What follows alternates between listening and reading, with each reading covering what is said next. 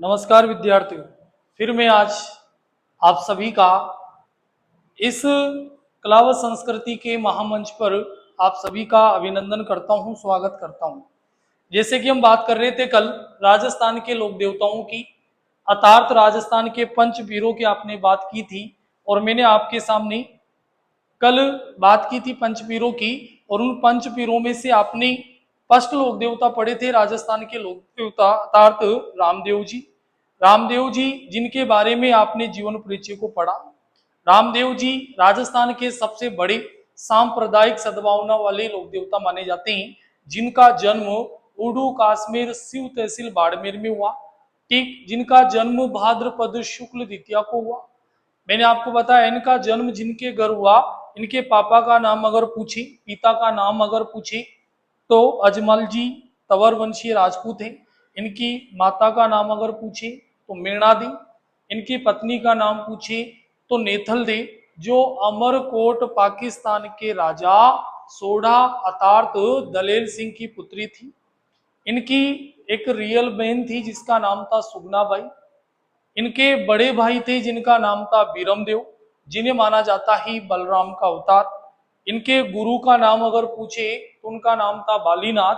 बालीनाथ जिनका मुख्य मंदिर माना जाता है मसूरिया की पहाड़ी जोधपुर में। ठीक, फिर बात अपन ने की थी कि इनके घोड़े का जो नाम था, इनके घोड़े का नाम था नीला, इसे ही कहा करते हैं नीला, और इनका रियल नेम था रेवत। इसके बाद अपन ने फिर बात की कि इनकी शिष्या का नाम था आई माता। आई माता जिनका मुख्य मंदिर बिलाड़ा जोधपुर में ही, जो सिरवी जाति की कुलदेवी मानी जाती है, जिनकी जोत से केसर टपकने की मान्यता प्राप्त है। ठीक, फिर अपन ने बात की इसके शिष्य की। इनके शिष्य जिनका नाम था हरजी भाटी। हरजी भाटी जो इनके शिष्य के साथ ही इनके सहयोगी भी हुए। फिर अपन ने बात की थी कि इनका जो प्रतीक चिन्ह है, इनका प्रतीक चिन्ह माना जाता है क्या, इनका प्रतीक चिन्ह था पगलिया, अर्थात पगलिया के रूप में इनकी पूजा की जाती है। फिर अपन ने बात की कि इनके जो मंदिर हुआ करते हैं उन मंदिरों को देवरा कहा जाता है।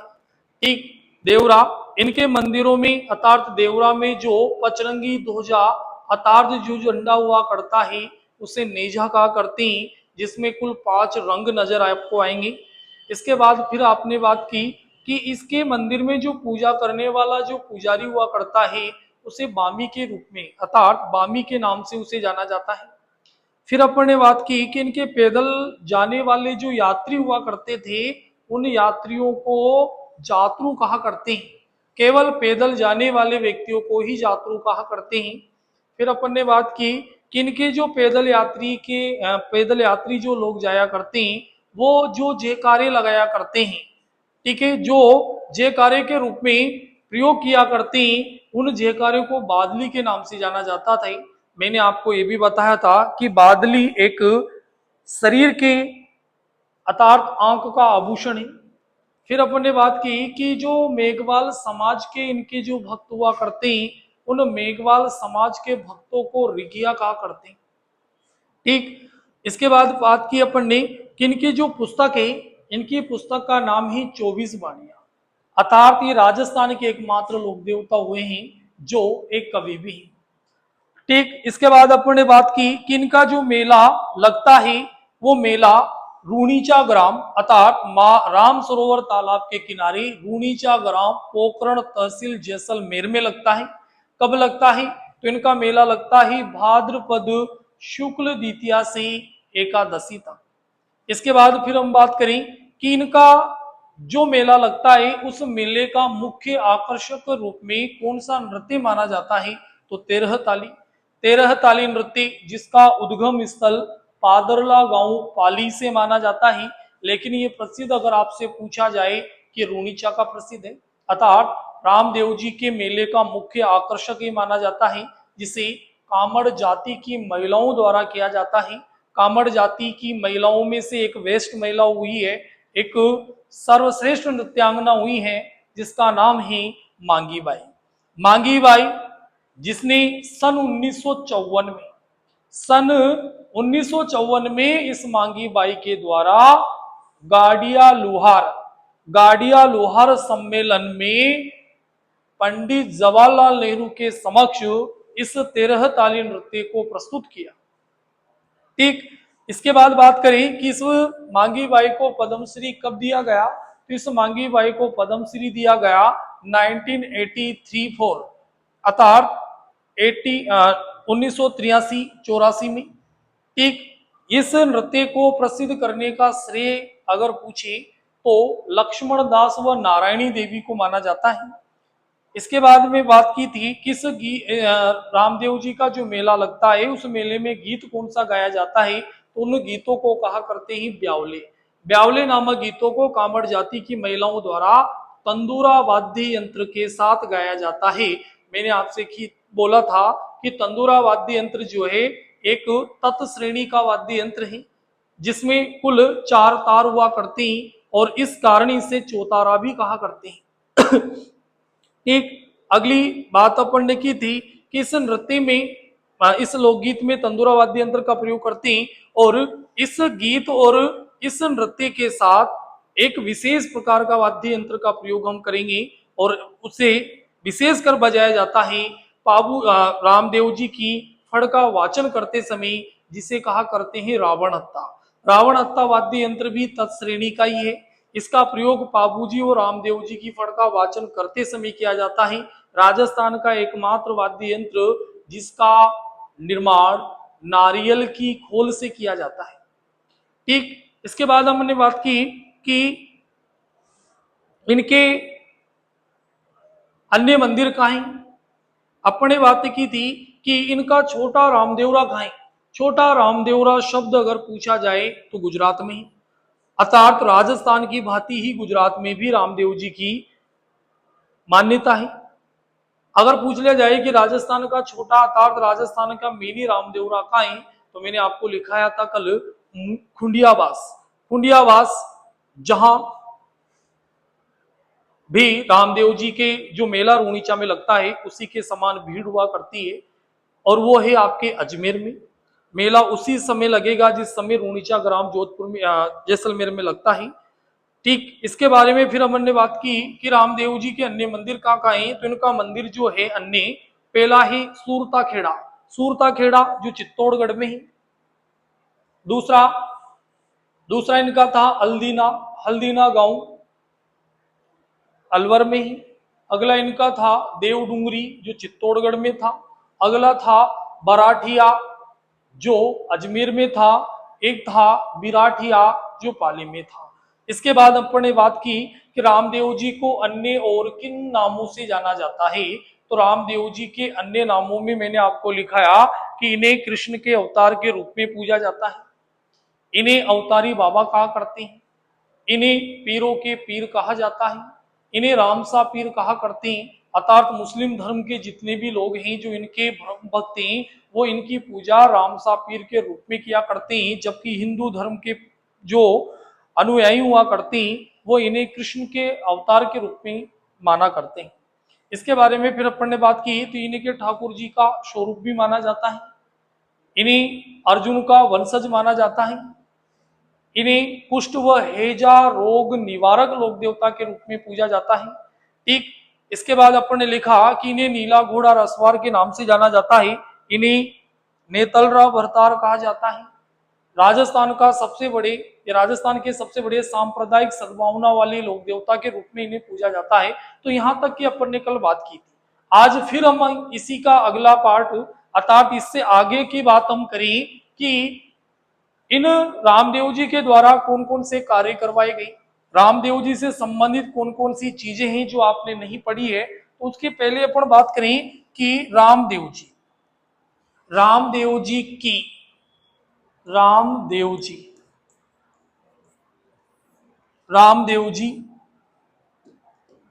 की फड़ का वाचन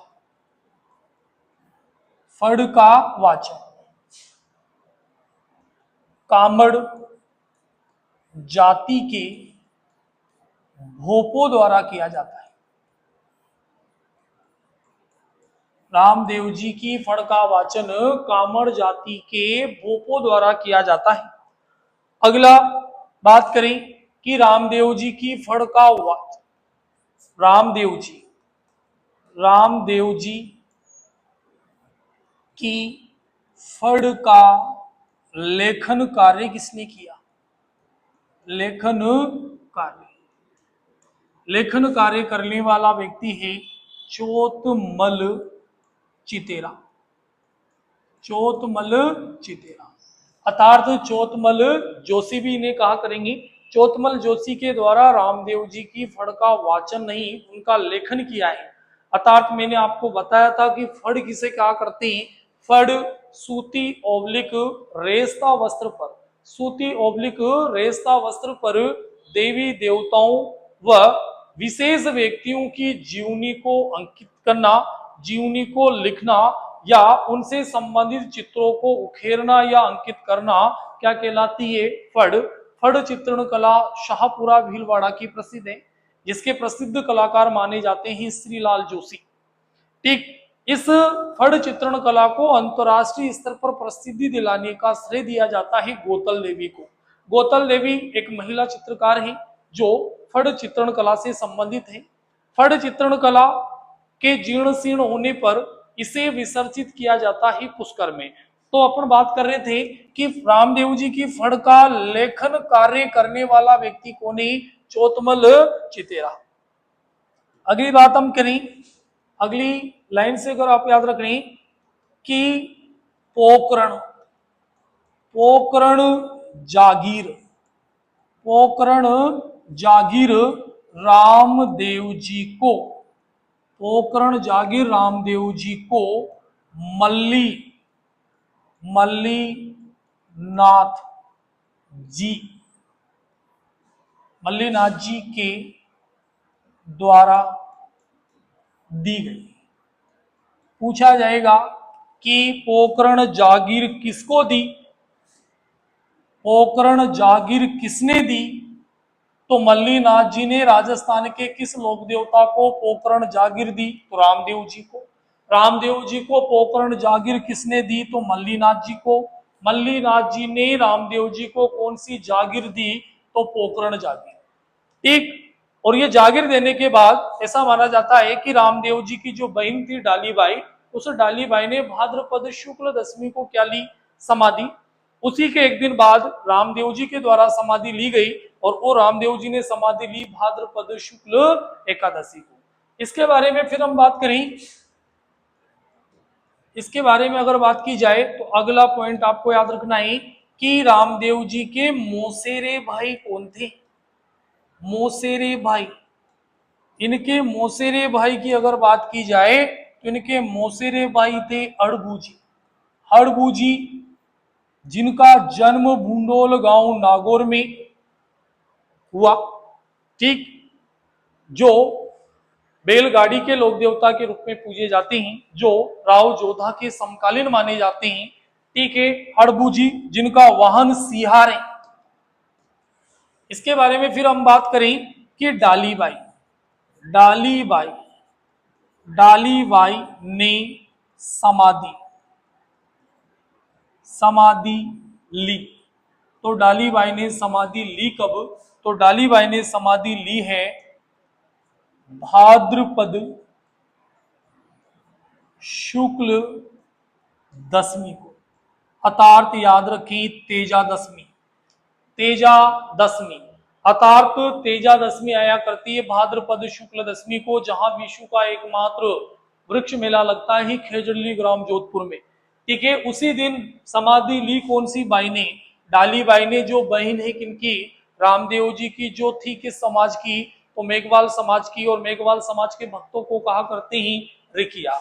इन्हीं के एक दिन बाद, इन्हीं के एक दिन बाद समाधि ली रामदेव जी ने, रामदेव जी ने समाधि, रामदेव जी ने अगर समाधि पूछे तो इन्होंने समाधि ली है भाद्रपद शुक्ल एकादशी, भाद्रपद शुक्ल एकादशी को। ठीक, इसके बारे में फिर हम बात करें कि रामदेव जी के द्वारा सातलमेर नामक स्थान में एक राक्षस हुआ करता था जिसका नाम था भैरव नामक राक्षस। उस भैरव नामक राक्षस जो गो हत्या किया करता था, गो वध किया करता था, उस प्राणी का या उस प्राणी को मार करके इन व्यक्तियों रामदेव जी के द्वारा उस सातलमेर गांव को भैरव नामक राक्षस के आतंक से मुक्त करवाया। तो बात कही जाए कि इन्होंने किस व्यक्ति का वध किया है, तो रामदेव जी ने सातलमेर नामक स्थान पर भैरव नामक राक्षस का वध किया। ठीक, तो सातलमेर नामक भैरव नामक राक्षस का वध किस स्थान पर किया? सातलमेर में वध किसने किया? रामदेव जी ने। ठीक, अगला एक और पॉइंट इसमें आप याद रखें कि रामदेव जी राजस्थान की प्रथम लोक देवता जिन्होंने सर्वप्रथम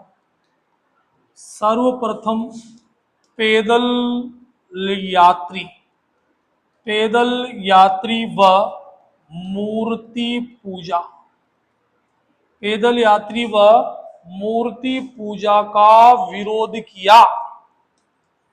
ठीक है, अर्थात कहना याद रखें आप कि राजस्थान के ऐसे पहले लोक देवता कौन से हैं जिन्होंने सर्वप्रथम पैदल यात्री व मूर्ति पूजा का विरोध किया।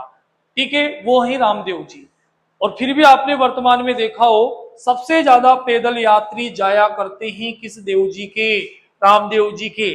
ठीक है, सबसे ज्यादा मात्रा में, सबसे ज्यादा संख्या में अगर पैदल यात्री जाया करते हैं तो रामदेव जी है। आपको पता हो भाद्रपद के माह में सर्वाधिक भीड़ रहा करती है कौन से देव जी के?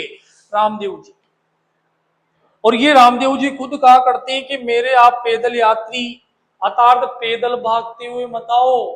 ठीक है, बिना चपला के नहीं आए आप, बिल्कुल आप सिस्टमेटिक बैठ करके वाहन किसी भी रेलगाड़ी ट्रेन जितनी भी जो चल रहा है बस बात जो है उसमें बैठकर आप ससम्मान मेरे पास आओ, मेरे दर्शन करो, मेरे जो भी है वो कराओ आप, बाकी आप ऐसे भागते हुए नहीं आए। ठीक है, फिर भी आपने देखा होगा सबसे ज्यादा पैदल यात्री जो जाया करते हैं रामदेव जी के ही जाते हैं। इनकी मूर्तियों की पूजा नहीं होती, मैंने आपको लिखाया था, इनके पूजा हुआ करती है किनकी? पगलिया की। इसके बाद एक लाइन और आप याद रखना, इनके कपड़े के जो घोड़े हैं, कपड़े के घोड़े जो रामदेव जी की प्रतिमा या उनके मंदिरों में चढ़ाए जाते हैं उन्हें मामा जी के घोड़े कहा जाता है। मामा जी के घोड़े अर्थात पोकरण जैसलमेर की कपड़े के घोड़े प्रसिद्ध हैं। आपसे पूछ लिया जाए कि मिट्टी के घोड़े कहाँ के प्रसिद्ध हैं, तो मिट्टी के घोड़े प्रसिद्ध हैं हरजी गांव जालोर। जबकि मिट्टी के कुएं कहाँ के प्रसिद्ध हैं, तो भसवा दौसा की। पूछा जाए कि मिट्टी के खिलौने कहाँ के प्रसिद्ध हैं, तो मोलेला गांव राजसमंद व भू गांव नागौर। ठीक है, पूछ लिया जाए कि लकड़ी के खिलौने कहाँ के प्रसिद्ध हैं, तो उदयपुर व सवाई माधोपुर के। खेल कूद के सामान कहाँ के प्रसिद्ध हैं, तो हनुमानगढ़ के। ठीक है, लकड़ी के झूले कहाँ के प्रसिद्ध हैं, तो जोधपुर के। ठीक है, अगर आपसे पूछ लिया जाए कि लकड़ी से संबंधित प्रत्येक जो चीज प्रसिद्ध है वो कौन से स्थान की प्रसिद्ध है, तो बस्सी चित्तौड़गढ़ की, जहां की एक कला प्रसिद्ध है जिसे कहा करते हैं काष्ठ कला। काष्ठ कला जो बस्सी चित्तौड़गढ़ की प्रसिद्ध है, जो जिसके जन्मदाता प्रभात जी माथुर या साथुर को माना जाता है। ठीक है, जहां की कावड़ जो एक मंदिरानुमा करती है। ठीक है, कावड़ एक मंदिरानुमा करती है जिसे चलता फिरता देवालय या मंदिर के नाम से जाना जाता है, जिसमें ठाकुर जी की शोभा यात्रा निकाली जाती है। ये सारी चीजें जो प्रसिद्ध है ये बस्सी चित्तौड़गढ़ की प्रसिद्ध है। तो हम बात कर रहे थे कि कपड़े के घोड़े जो रामदेव जी के भेंट स्वरूप चढ़ाए जाते हैं उन्हें किस नाम से जाना जाता है, तो मामा जी के घोड़े के नाम से उन्हें जाना जाता है। तो ये रामदेव जी के बारे में संपूर्ण जितनी भी जानकारी थी जहां से क्वेश्चन आने की संभावना है वो समस्त बातें हमने की। इसके पहले वीडियो में मैंने आपको केवल और केवल रामदेव जी का जीवन परिचय पढ़ाया जिसमें उनके जन्म से लेकर के उनके समाधि तक की हमने बात की। आज फिर हम बात करें रामदेव जी के सामाजिक कार्यों की। रामदेव जी ने अपने जीवन में क्या क्या किया है, इन्होंने कितने पर्चे दिखाए हैं, ठीक है। रामदेव जी की जो पर्चे हैं फिर मैं एक नेक्स्ट वीडियो लेकर के फिर आऊंगा आपके सामने जिसमें केवल और केवल रामदेव जी के पर्चों के बारे में हम बात करेंगे। पूछ लिया जाए कि रामदेव जी ने मक्का मदीना से आए हुए पंच पीरों को अपने चमत्कार अर्थात पर्चा कहां दिखाया, तो चमत्कार अर्थात पूछ लिया जाए कि रामदेव जी के चमत्कारों को क्या कहते हैं, रामदेव जी के चमत्कार, रामदेव जी के चमत्कार, रामदेव जी के चमत्कार, चमत्कारों को कहते हैं पर्चा। रामदेव जी के जितने भी चमत्कार है उन चमत्कारों को पर्चा कहते हैं, अर्थात इनके द्वारा जितने भी अद्भुत जो रहस्य इन्होंने दिखाया, अद्भुत जो भी कलाकृति इन्होंने दिखाए, अद्भुत जो भी इन्होंने चमत्कार दिखाए हैं उन्हें पर्चा कहा करते हैं। और मक्का मदीना से आए हुए पंच पीरों को इनके द्वारा जिस स्थान पर पर्चा दिखाया गया उस स्थान का नाम था प्रचापल्ली। कौन सी पल्ली, प्रचापल्ली नामक स्थान है, और ये प्रचापल्ली नामक स्थान जैसलमेर में। पूछ लिया जाए कि प्रचा बाउंडी कहाँ है, प्रचा बाउंडी कहाँ है, पूछा जाए कि प्रचा बाउंडी कहाँ है, प्रचा बाउंडी, ये प्रचा बाउंडी भी है कहाँ, जैसलमेर। प्रचा बाउंडी भी कहाँ है, जैसलमेर में। तो रामदेव जी से संबंधित जितनी भी घटना कर्म हुई, जितने भी इनसे संबंधित तथ्य हैं, जितनी भी संबंधित इनसे बातें हैं, उन बातों को मैंने आपके सामने बात की है। आप चाहो तो इसका स्क्रीनशॉट भी ले सकते हो। इसके पहले का जो वीडियो है वो अपलोड कर दिया गया है। इससे पहले के जितनी भी संबंधित तथ्य हैं आप उस वीडियो में देख सकते हो, और उस वीडियो के बाद ही नेक्स्ट वीडियो है जिसमें केवल मात्र आपको 5 से 6 चीजें याद रखनी है, जिसमें रामदेव जी से आने वाला जो क्वेश्चन होगा वो गलत नहीं होगा, ठीक है।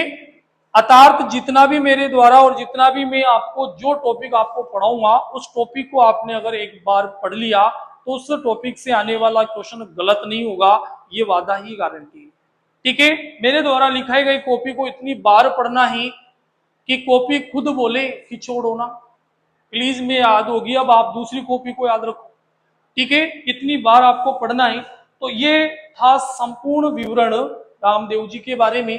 अब हम नेक्स्ट लोक देवता की अर्थात पंचपीर में शामिल लोक देवता की बात करेंगे, पाबूजी। पाबूजी, पाबूजी के बारे में हम बात करेंगे। पाबूजी भी एक पंचपीर में शामिल लोक देवता हैं, जिन्हें ऊंटों के लोक देवता के रूप में पूजा जाता है, जिन्हें 3.5 फेरे वाले लोक देवता के रूप में जाना जाता है, जिन्हें लक्ष्मण जी के अवतार के रूप में जाना जाता है, जिन्हें प्लेग रक्षक लोक देवता के रूप में जाना जाता है, जिन्हें गोरक्षक लोक देवता के रूप में जाना जाता है, जिन्हें कहा जाता है कि इनका जन्म अप्सरा के गर्भ से हुआ। अर्थात पाबूजी इतने हैंडसम थे, इतने अच्छे लगा करते थे कि इनको हर एक व्यक्ति देख करके ऐसा लगता था कि इनका जन्म सामान्य महिला के गर्भ से नहीं हुआ, इनका जन्म जो हुआ है एक अप्सरा से हुआ है। और वास्तव में जो इनकी माँ थी कमला वो भी एक अप्सरा ही थी, ठीक है। तो ऐसे लोक देवता की हम बात करने जा रहे हैं।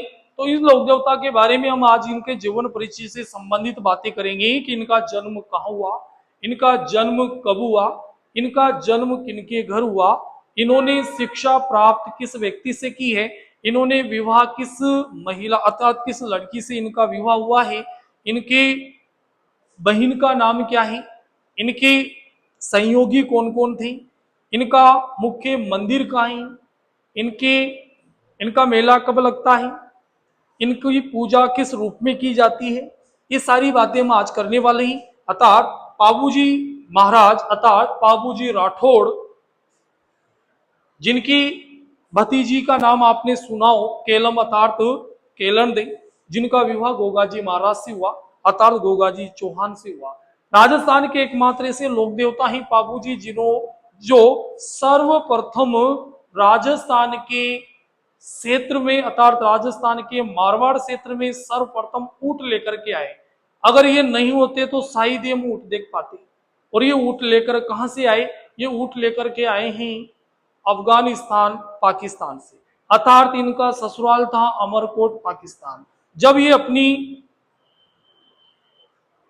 पत्नी को लेने अर्थात इनकी पत्नी का नाम ही सु प्यार दे, सु यानी अच्छा प्यार यानी प्यार, जो अच्छा प्यार देती है वो सु प्यार दे। और अच्छा प्यार देने वाली पत्नी मिली है किनको?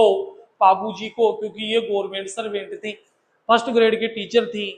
ठीक है, तो ऐसी पत्नी को जब ये लेने गए तो इन पत्नी को लेने जब गए तो सुबह के समय जब ये अपने चाचा ससुर के पास चाय वाय पीने के लिए गए, चाचा ससुर इनको बुला के गया कि कंवर जी आओ आप चाय पियो।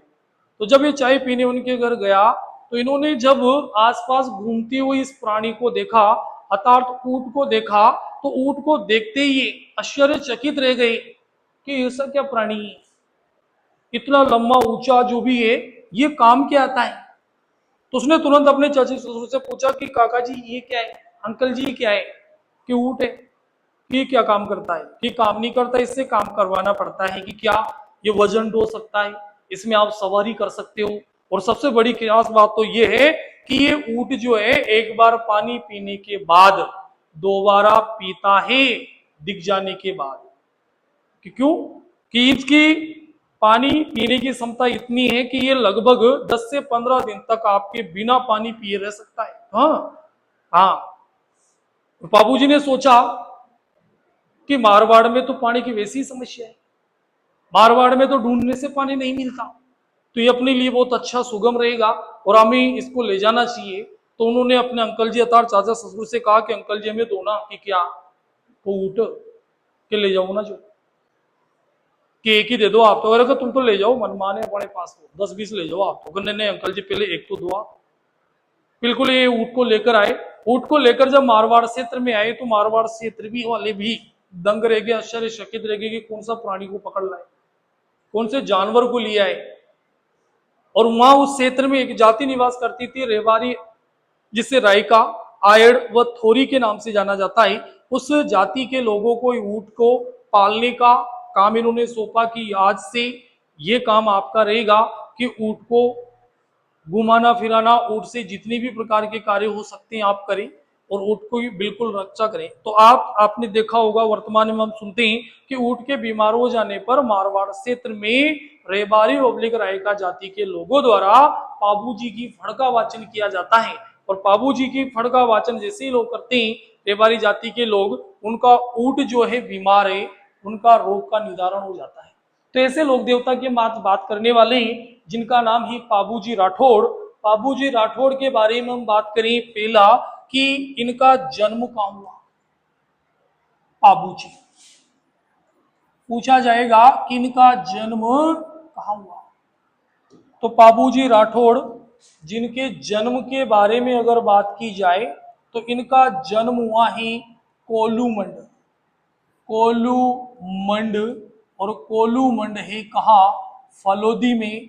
फलोदी जो एक वर्तमान में जिला बन गया है, लेकिन ये आया करता था पहले जोधपुर।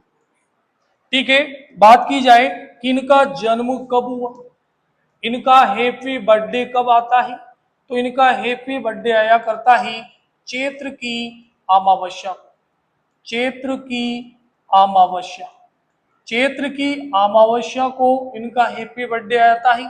पूछ लिया जाए कि इनका जन्म किनके घर हुआ, अर्थात इनके पापा व इनकी माता का नाम क्या है। तो इनकी माता व इनके पापा का नाम अगर आपसे पूछे तो पापा का नाम तो है धांधल, धांधल जी राठौड़, धांधल जी राठौड़। पूछा जाएगी इनकी माता का नाम क्या है, तो इनकी माता का नाम था कमला दे। इसके बारे में बात और की जाए कि इनकी पत्नी का नाम क्या था। इनकी पत्नी का नाम था सुप्यार दे या या फूल दे। सुप्यार दे या फिर फूल दे। जो प्यार करती है वो क्या देती है, फूल देती है। और प्यार करने वाले और फूल देने वाली पत्नियां तभी मिलेगी जब आप गवर्नमेंट सर्वेंट होंगे। ठीक है। पूछा जाएगा कि इनके गुरु का नाम क्या था। इनके गुरु का नाम था समरथ भारती। समरथ भारती इनके गुरु ही। पूछा जाएगा कि इनके या इनके भतीजे का नाम क्या था। इनके भतीजा का नाम था रूपनाथ जी। रूपनाथ जी। रूपनाथ जी जिसे झरड़ा जी के नाम से भी जाना जाता है। ठीक है। और इसी झरड़ा जी को एचपी अर्थात हिमाचल प्रदेश में बालक बालक नाथ के रूप में पूजा। अर्थात हिमाचल प्रदेश में राजस्थान के किस लोक देवता को बालकनाथ के रूप में पूजा जाता है तो उनका नाम ही रूपनाथ जी, जो भतीजे हैं किनके, बाबूजी राठौड़ के, जिनका वास्तविक नाम या इनका उपनाम पूछे तो झरड़ा जी, जिनको एचपी अर्थात हिमाचल प्रदेश में बालकनाथ के रूप में पूजा जाता है। बात की जाए कि इनका या इनकी बहन का नाम क्या है। इनकी जो रियल बहन थी, इन रियल बहन का नाम था सोहन देवी। कौन सी देवी, सोहन देवी। तो बताओ सुगना बाई किसकी बहन थी, तो सुगना बाई बहन थी रामदेव जी की। अब इनसे पूछा जाए कि इनके जीजू का नाम क्या था, अर्थात इनके बहनोई का नाम था जिंदराव खींची। जिंदराव खींची। जिंदराव खींची जो जायल जायल गांव नागौर के निवासी, जायल गांव नागौर के निवासी हैं कौन, जिंदराव खींची। ठीक, जिंदराव खींची जो बहनोई अर्थात जीजाजी जीजू हैं किसके, बाबूजी के, जिनका जन्म कहाँ हुआ, कोलूमंड फलोदी जोधपुर में। जिनका हैप्पी बर्थडे कब आता है, चैत्र की अमावस्या को। जिनका जन्म अर्थात पिता का नाम पूछे तो धांधल जी राठौड़, माता का नाम पूछे तो कमला दे, पत्नी का नाम पूछे सुप्यार दे जिसे फूल दे के नाम से जाना जाता है। इनके गुरु का नाम पूछे तो समरथ भारती कहा करते हैं। इनका भतीजा था एक रूपनाथ जी, जिनका मूल नाम था झरड़ा जी, जिन्हें हिमाचल प्रदेश में बालकनाथ के रूप में पूजा जाता है। बहन अगर पूछे तो सोहन देवी, और जिनके सोहन देवी के पति थे जिंदराव खींची जो जायल गांव नागौर के निवासी थे। ठीक है। ये इसके बारे में बायोडाटा आप चाहे तो इनका स्क्रीनशॉट ले सकते हो। इसके बाद फिर हम बात करें कि इनकी धर्म बहन या इनकी मुंह बोली बहन का नाम क्या था। मुंह बोली बहन, मुंह बोली बहन को या धर्म बहन को, उस धर्म बहन का नाम था क्या, देवल चारणी। देवल चारणी। देवल चारणी। देवल चारणी धर्म बहन थी किसकी, बाबूजी की। और इस धर्म बहन बाबू देवल चारणी के पास एक घोड़ी थी, और उस घोड़ी का नाम क्या था, तो बाबूजी की घोड़ी। बाबूजी की घोड़ी का नाम था क्या, बाबूजी की घोड़ी का नाम था केसर कालमी। केसर कालमी। केसर कालमी जिसका रंग था काला, अर्थात काले रंग की घोड़ी है किस लोक देवता के, तो बाबूजी के। और उस घोड़ी का नाम ही क्या, केसर कालमी। और ये केसर कालमी घोड़ी रियल में थी किसकी, देवल चारणी की। देवल चारणी थी कौन, मुंह बोली बहन किनकी, बाबूजी की। उसी प्रकार जिस प्रकार रामदेव जी की धर्म बहन का नाम था डालीबाई। ठीक है। अगला पूछा जाएगा कि बाबूजी का मुख्य मंदिर का है, और जहां मंदिर होगा वहां क्या लगेगा, मेला, और जहां मेला लगेगा वहां क्या गाएंगी, गीत, और जहां गीत गाएंगी वहां क्या करेंगी, नृत्य, और जहां नृत्य होगा और जहां गीत गाएंगे वहां क्या बजेगा, वाद्य यंत्र, वाद्य यंत्र। ठीक है, तो बात की जाए कि बाबूजी का मुख्य मंदिर का है, उस मंदिर में मेला कब लगता है, और मेला लगेगा तो गीत गाएंगे, और गीत गाएंगे तो नृत्य होगा, और नृत्य होगा तो क्या बजेगा, वाद्य यंत्र बजेगा। तो बात की जाए कि इनका मुख्य मंदिर कहाँ है, तो इनके मुख्य मंदिर दो जगह हैं। एक तो है आपका देचू, देचू ग्राम, ठीक, दूसरा इनका मंदिर है फलोदी। ठीक, अगला पूछा जाएगा इनका मेला कब लगता है, इनका मेला उसी दिन लगेगा जिस दिन इनका हैप्पी बर्थडे आया करता है, चैत्र की अमावस्या। पूछा जाए कि गीत कौन सा गाएंगे, तो गीत गाएंगे पावड़े, पावड़े ओब्लिक फावड़े, और इस फावड़े ओब्लिक पावड़े नामक गीतों के साथ वाद्य यंत्र बजता है माठ व डेरू। माठ व डेरू वाद्य यंत्रों का प्रयोग किया जाएगा बाबू जी के गीतों के साथ, और जिन गीतों को कहा करते हैं पावड़े ओब्लिक फावड़े। इसके बाद बात की जाए कि इनकी आराधना में किया जाने वाला नृत्य क्या कहलाता है, इनकी आराधना में किया जाने वाला नृत्य कहलाता है थाली, थाली नृत्य। थाली एक वाद्य यंत्र भी है, थाली एक नृत्य भी है।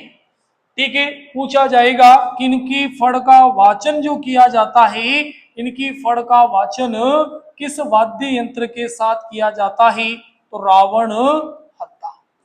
ठीक है, रावण हत्ता वाद्य यंत्र जो रामदेव जी की फड़ के साथ भी इसका प्रयोग किया जाता है, और बाबू जी की फड़ के साथ भी इसका प्रयोग किया जाता है। आगे बात हम करें कि बाबूजी से संबंधित जो पुस्तक है उस पुस्तक का नाम क्या है। बाबूजी से संबंधित पुस्तक की हम बात करें तो बाबूजी से संबंधित पुस्तक है बाबू प्रकाश।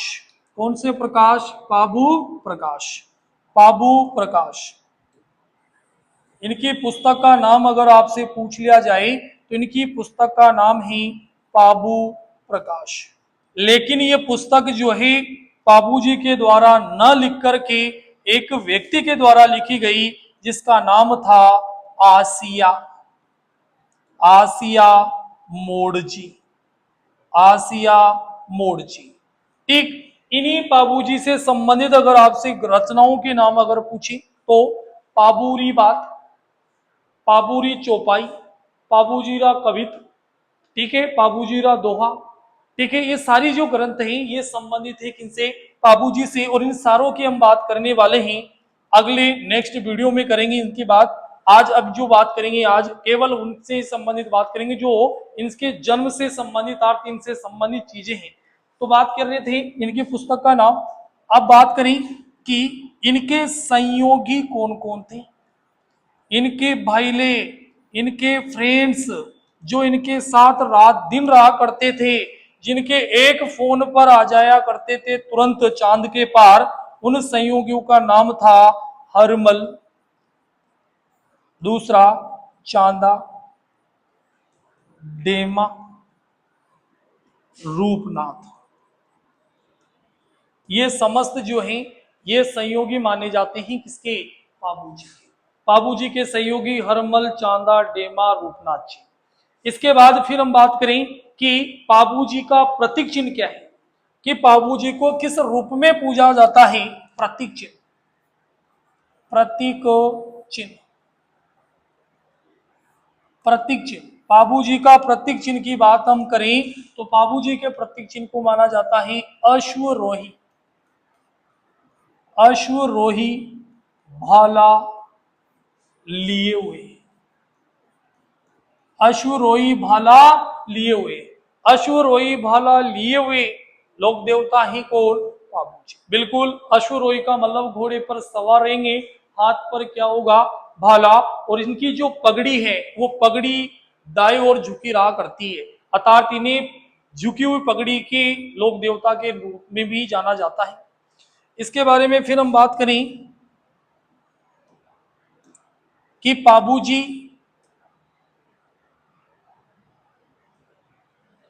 के उपनाम क्या क्या है।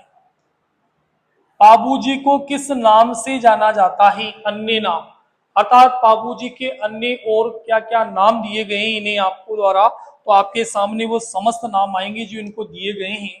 तो एक नाम है जिसे कहा करते हैं ऊंटों के लोक देवता, जो एग्जाम में लगभग 100 बार ये क्वेश्चन पूछ लिया गया है कि ऊंटों के लोक देवता कौन है, पाबूजी। दूसरा नेम है इनका, दूसरा इन्हें कहा जाता है 3.5 फेरे वाले, 3.5 फेरे वाले लोक देवता। क्यों कहते हैं इसकी भी हम कहानी सुनेंगे। अगर अब मैं कहानी सुनाने लग गया तो आप जानते हो कि जो कहानी मैं सुनाऊंगा उसमें लगभग 1 से 1.5 घंटा लगेगा, क्योंकि अपनी जो कहानियां हुआ करती है वो आधुनिक जमाने से रिलेटेड हुआ करती है। मैं प्राचीन समय के केवल उन तथ्यों को ही लेता हूं जो संबंधित है, बाकी अपनी कहानी अपने अनुसार चलती है। इन्होंने क्यों किया, 3.5 फेरे क्यों लिए, ठीक है, ऐसी क्या इमरजेंसी आप पड़ी थी इनके कि इन्होंने 3.5 ही फेरे लिए। फेरे लेने में 2-5 मिनट का ही टाइम लगता है, स्पीड से घूम लेते, लेकिन नहीं, वो क्यों हुआ ऐसा, ठीक है, ये सारी बातें हम करेंगे। अगला पूछा जाएगा कि इन्हें और किस नाम से जाना जाता है, तो इन्हें माना जाता है लक्ष्मण, लक्ष्मण जी का अवतार, ठीक। अगला इनको नाम दिया गया है, अगला नाम है इनका प्लेग रक्षक लोक देवता। और पूछ लिया जाए कि प्लेग रक्षक देवी का नाम क्या है, प्लेग रक्षक देवी करणी माता, ठीक है। पूछ लिया जाए कि चेचक के लोक देवता के रूप में किन्हें पूजा जाता है, तो मल्लीनाथ जी को।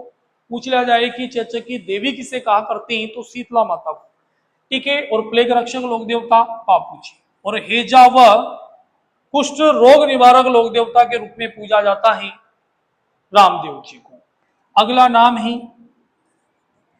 झुकी हुई पगड़ी वाले लोक देवता, ठीक। अगला नाम, अगला इन्हीं का नाम जो है वह है गोरक्षक लोक देवता। अगला नाम इन्हें दे सकते हो आप अप्सरा, अप्सरा की, अप्सरा की, अप्सरा की गर्भ से जन्मा लोक देवता। अगला नाम इनका Rebari oblique Raika oblique Ayad oblique Thori जाति की आराध्य देव, ठीक। अगला नाम की हम बात करें तो अगला नाम जो इनका है वह है झुकी, सॉरी लिख दिया ये तो मैंने।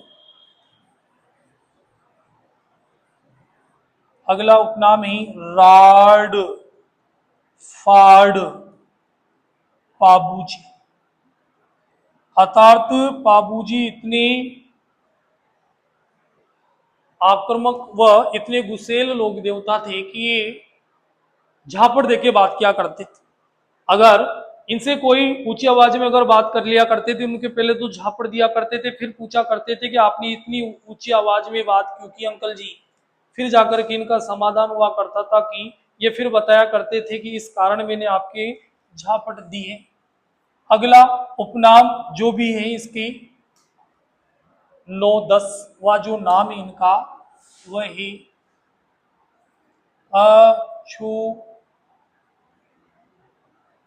अछूतो उद्धारक लोक देवता, अर्थात छुआछूत, अर्थात किसी भी प्रकार का कोई अन्य भेदभाव यहाँ पे नहीं किया जाता। तो ये समस्त उपनाम जो हैं, ये समस्त उपनाम मैंने आपके सामने बात की है पाबू जी के। पाबू जी जिन्हें ऊँटों के लोक देवता के रूप में पूजा जाता है, जिन्हें 3.5 फेरे वाले लोक देवता कहा करते हैं, लक्ष्मण जी का अवतार इन्हें कहा जाता है, प्लेग रक्षक लोक देवता इन्हें कहा करते हैं, झुकी हुई पगड़ी वाले लोक देवता इन्हें कहा जाता है, गो रक्षक लोक देवता इन्हें कहा जाता है, गर्भ अर्थात अप्सरा के गर्भ से जन्मे लोक देवता के नाम से इन्हें जाना जाता है। रेबारी, रायका, आयड़ व थोरी जाति के आराध्य देव इन्हें कहा करते हैं। राड़ व फाड़ पाबूजी अर्थात लड़ाई झगड़े में बिना किसी डर के ये भाग लिया करते थे, अचोतो उद्धारक के रूप में इन्हें पूजा जाता है।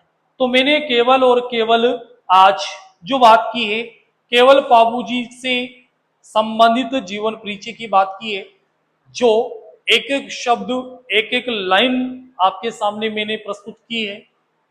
अगर इससे संबंधित अगर कोई एक अगर शब्द भी छूट जाता है तो आप बिल्कुल कमेंट करके मुझे बता सकते हैं कि बाबूजी के बारे में ये लाइन छूट चुकी है। बाकी हर एग्जाम अर्थात प्रतियोगिता की दृष्टि से जितना कुछ वो पूछता है उससे कहीं ज्यादा गुना मैंने आपको लिखाया है। तो बाबूजी के सामान्य परिचय में फिर मैं आपसे एक बार फिर दोहराना चाहूंगा, और जो चाहे उसका स्क्रीनशॉट ले सकता है। तो मैं दोहराना चाहूंगा बाबूजी का जीवन परिचय, जिनका जन्म कोलूमंड फलोदी जोधपुर में चैत्र की अमावस्या को हुआ, जिनके पिता दांदल जी राठौड़, माता कमला देवी, पत्नी सुप्यार दे, जिसे फूल दे के नाम से भी जाना जाता है, जो जो अमरकोट जो अमरकोट पाकिस्तान के राजा सूरजमल सूरजमल या सोडा सिंह कहो या दलेल सिंह कहो, इनकी सुपुत्री इनको माना जाता है। इनके गुरु का नाम था सम्रत भारती। भतीजा रूपनाथ जी, जिनका मूल नाम था झरडा जी, जिन्हें हिमाचल प्रदेश में बालकनाथ के रूप में पूजा जाता है। बहन सोहन देवी, जिनके पति हैं जिंदराव खींची, जायल गांव नागौर के ये निवासी हैं। इसके बारे में फिर बात की जाए कि इनकी मुंह बोली बहन जिसका नाम था देवल चारणी, और इस देवल चारणी के पास एक घोड़ी थी जिसका नाम था केशर कालमी। इस केशर कालमी घोड़ी जिसका रंग काला था, अर्थात काले रंग की घोड़ी है किनके, बाबूजी के। नीले रंग की घोड़ी है किनके, गोगा जी के। नीला रंग का घोड़ा है किनके, रामदेव जी के। लीलन है किसकी, तेजा जी की। किरण काबरा है किसका, मेहा जी का। सियार है किनका, तो हड़पू जी का। ठीक है, तो केसर काल में घोड़ी थी। इनका मुख्य मंदिर देचू ग्राम व फलोदी जोधपुर में है। इनका मेला चैत्र की अमावस्या को। ठीक, गीत गाया करते हैं पावड़े ओब्लिक फावड़े। नृत्य की बात की जाए तो थाली नृत्य का प्रस्तुतिकरण हुआ करता है। अब देखो, थाली थाली एक वाद्य यंत्र भी, थाली वाद्य यंत्र भी है। तो इस थाली वाद्य यंत्र की अगर हम बात करें तो थाली वाद्य यंत्र का प्रयोग किया जाता है संतान प्राप्ति पर। प्राचीन समय में जब संतान अर्थात किसी बालक या बालिका का जन्म हुआ करता था, तो उसका आने के प्रचार प्रसार के रूप में जिस वाद्य यंत्र को बजाया करते थे वो था थाली वाद्य यंत्र। इसके बाद कि थाली और क्या है, तो थाली वाद्य यंत्र है जिसे संतान प्राप्ति पर बजाया जाता है। थाली एक नृत्य भी है जो बाबूजी की आराधना में बजाया जाता है, किया जाता है। ठीक है, और थाली वाद्य यंत्र का प्रयोग ही माली अर्थात सुमन जाति जो हुआ करती है उनके द्वारा एक नृत्य किया जाता है जिसे कहा करते हैं चरवा, चरवा नृत्य। ठीक है, तो चरवा नृत्य के अवसर पर भी थाली वाद्य यंत्र का प्रयोग किया जाता है। तो विशेष बात हम कर रहे थे पाबूजी की। पाबूजी नृत्य का नाम आया थाली। पूछा जाए कि वाद्य यंत्र रावणत्ता, और इस रावणत्ता वाद्य यंत्र के साथ फड़ का किया जाता है वाचन, फड़ का वाचन। तो फड़ का वाचन करते समय किनकी, बाबूजी की। कौन सा वाद्य यंत्र बजेगा, तो रावणत्ता। रावणत्ता मैंने आपसे कहा कि ये भी एक तत्श्रेणी का वाद्य यंत्र है। इनके पुस्तक का नाम था पाबू प्रकाश अतार्थ, जो लिखी गई है आसिया मोर्जी के द्वारा। इनके संयोगी में बात करें तो हरमल, चांदा, डेमा, रूपनाथ। रूपनाथ इनका भी भतीजा भी था। अगली बात की अपन ने इनके प्रतीक चिन्ह कि ये आप इनकी किस आकृति को या इनके किस रूप को देख करके पहचानोगे आप कि ये पाबूजी हैं। तो आप पहचानोगे इन्हें देख करके असुर घोड़े पर बैठे रहेंगे। आपको पता हो, आप कहोगे आपके घोड़े में तो सारे लोग देवता बैठे हैं, तो बैठे ही, लेकिन वो अपने हाथों में अलग अलग प्रकार के अस्त्र शस्त्र रखा करते थे। इनके हाथों में नजर आएगा आपका क्या, भाला, और इनकी पगड़ी जो है दाई ओर झुकी रहेगी। तो आप पहचान जाओगे कि ये किस लोक देवता का फोटो है, चित्र है, तो पाबूजी का। पाबूजी के उपनामों की अगर हम बात करें तो पाबूजी को ऊंटों के लोक देवता के रूप में पूजा जाता है। इन्हें 3.5 फेरे वाले लोक देवता के रूप में पूजा जाता है। ठीक है, इन्हें लक्ष्मण जी के अवतार के रूप में पूजा जाता है। इन्हें प्लेग रक्षक लोक देवता कहा करते हैं। इन्हें झुकी हुई पगड़ी वाले लोक देवता के रूप में पूजा जाता है। इन्हें गोरक्षक वाले लोक देवता कहा करते हैं। गोरक्षक, इन्होंने गायों की रक्षा की, वो भी किनकी, देवल चारणी। देवल चारणी जो बेस्ट फ्रेंड हुआ करती थी सोहन देवी की। सोहन देवी वो देवल चारणी जो थी बिल्कुल साथ रहा करती थी, और साथ रहा करती थी, और सोहन देवी के साथ वो सोहन के घर अर्थात बाबूजी के घर कई बार आना जाना लगा करता था। तो बाबूजी ने उनसे राखी बंधवाई, राखी बंधवाकर उन्हें अर्थात देवल चारणी को अपनी धर बहन के रूप में स्वीकार किया और वचन दिया कि मैं हर सुख दुख, हर स्थिति, हर परिस्थिति में आपके साथ हूं। आप जब भी मुझे अपनी सहायता के लिए बुलाओगे तो मैं तुरंत दौड़ करके आऊंगा। ठीक है, और उन्हीं का परिचय इन्होंने दिया। अर्थात इन्होंने जो फेरे के समय ये बैठे हुए थे, फेरे जब ये ले रहे थे, उसी समय इनको वचन याद आया। अब वो वचन कब लिया था, वचन क्या लिया था, ये सारी वचनों की हम बात करेंगे नेक्स्ट वीडियो में। जब तक आप बने रहें इस कला संस्कृति के महामंच पर, अर्थात दृष्टि कॉम्पिटिशन क्लासेज के डिजिटल व ऑनलाइन प्लेटफॉर्म पर आप सभी का स्वागत है। ठीक है, आज के लिए यहीं तक। ठीक है, धन्यवाद।